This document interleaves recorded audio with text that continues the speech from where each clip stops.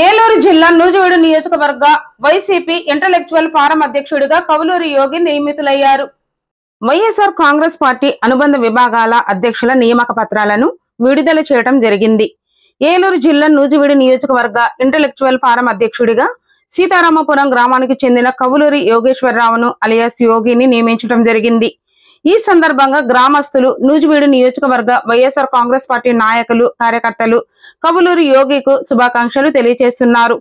ఈ సందర్భంగా నూజివీడు నియోజకవర్గం మాజీ ఎమ్మెల్యే మేక వెంకట ప్రతాప్ అప్పారావును మర్యాద పూర్వకంగా కలిసి శాల్వా కప్పి కృతజ్ఞతలు తెలియజేశారు.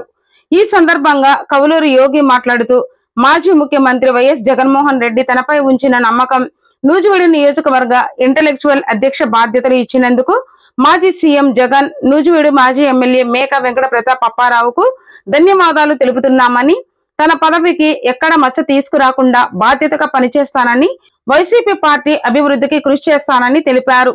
తనకు శుభాకాంక్షలు తెలుపుతున్న వైసీపీ నాయకులకు, తన గ్రామ ప్రజలకు ప్రత్యేకమైన కృతజ్ఞతలు తెలియజేస్తున్నామని అన్నారు.